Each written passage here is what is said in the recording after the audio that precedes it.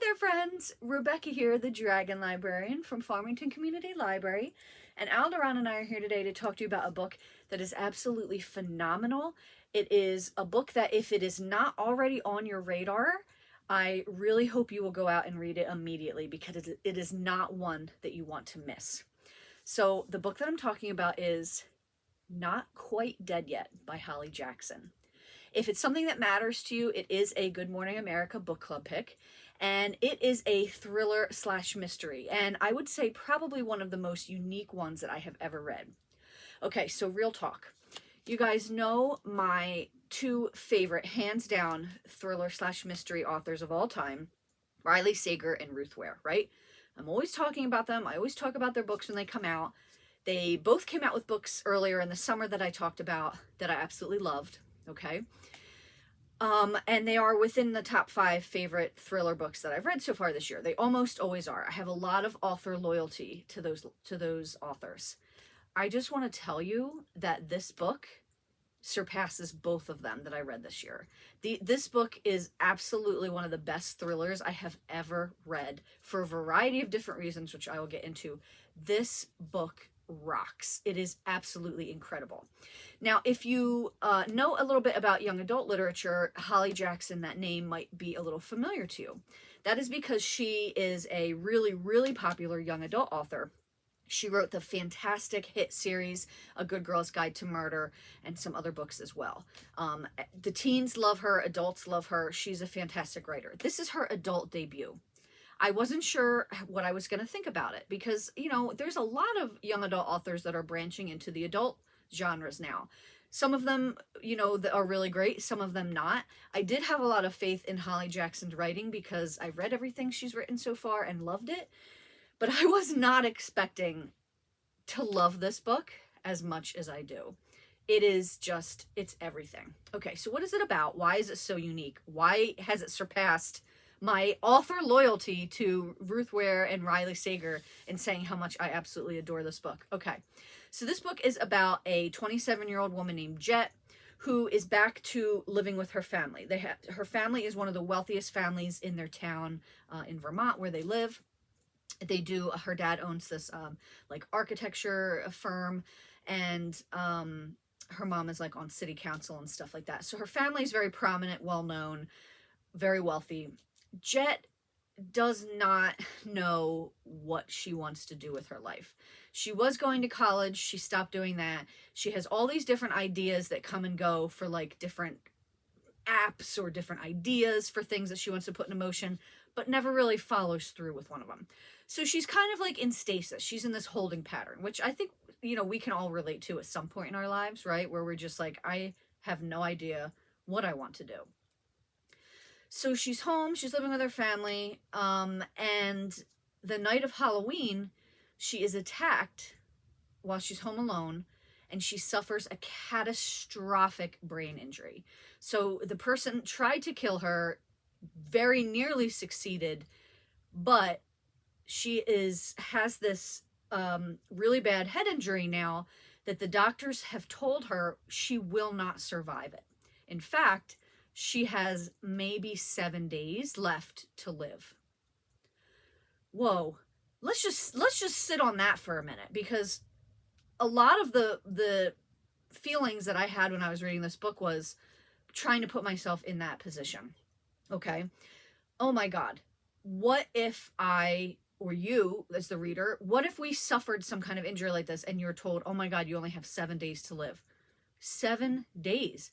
What do you do with that time? How do you live the rest of your life? Who do you reach out to? What do you try to enjoy? What happens within those 7 days? Well, Jet decides that she is no longer going to be a spectator in her own life, which however much time she has left of that life, she is going to try to solve her murder. Her murder that technically hasn't happened yet because she's still alive, but she has the unique ability now to be able to go and try to figure out what happened, who attacked her, and why they wanted her dead. And she's got 7 days to do it because, well, she's operating on a deadline, right? So this all happens very early on in the book. This is not a spoiler, okay? And despite knowing that she only has 7 days left, as you're reading the book, you just feel more and more sympathy and just interest in Jet, and you're like, oh my god, I really want her to make it. I want her to live. I want her to solve her murder. Is she going to solve her murder? Is there some way that they're going to find to save her in the end? I mean, I don't know, right? And you might feel like, well, I don't want to get to know and like a character if they're just going to die at the end. Like, what's the point of that? Well, I think the author is trying to say something very interesting here, because when you think about it, none of us know how long we have, right? None of us know how long other people have.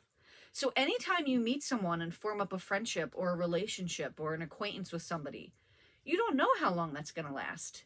It could be 5 minutes long. It could be a forever friendship or a forever relationship or, you know, something special.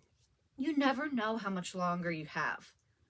But that doesn't mean that those relationships and that the things you do aren't important or special, right?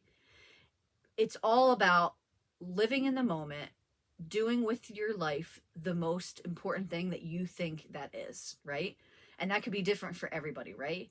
So if you're trying to think in your head, well, what would I do with 7 days left? Everybody's going to come up with a different answer to that, right? They're going to want to visit family. They're going to want to maybe travel. They're going to want to spend time with their pets or their friends or something like that. Jet decides she wants to try to solve her murder. So you have this extra sense of intensity here, because this is not just a regular cop or whatever trying to figure out a murder. This is a person whose life literally hangs on the line for this. And she is desperate to find answers. Does it have something to do with her? Is it something an ex did? Does it have something to do with her family? As she starts digging into her family, she finds a lot of secrets there that she didn't know about. So there's just so much to uncover here and so much to unpack. And it's fast-paced and it's fun and intense. And Jet is such an incredible character. And then, like I said, underneath all of that fun, intense thrillerness, you have some really deep questions here, like, what would I do with that time left to me? How would I spend it? And is it worth getting to know a character that may or may not be dead by the end of this book? And the answer, of course, is yes. It's always worth it. Any relationship you have with someone that is worthwhile to you is definitely going to be important, no matter how short or long it is.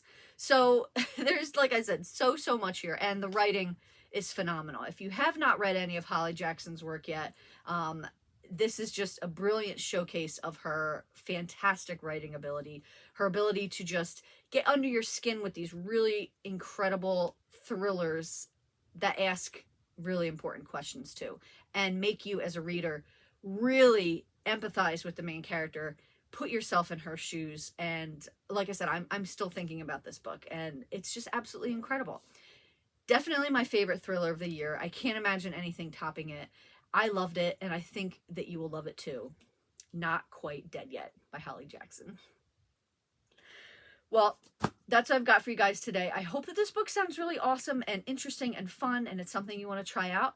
If so, please feel free to come and check it out from Farmington Community Library, because it is there. And also, thank you very much for watching, friends, and I hope you have a wonderful, wonderful rest of the week.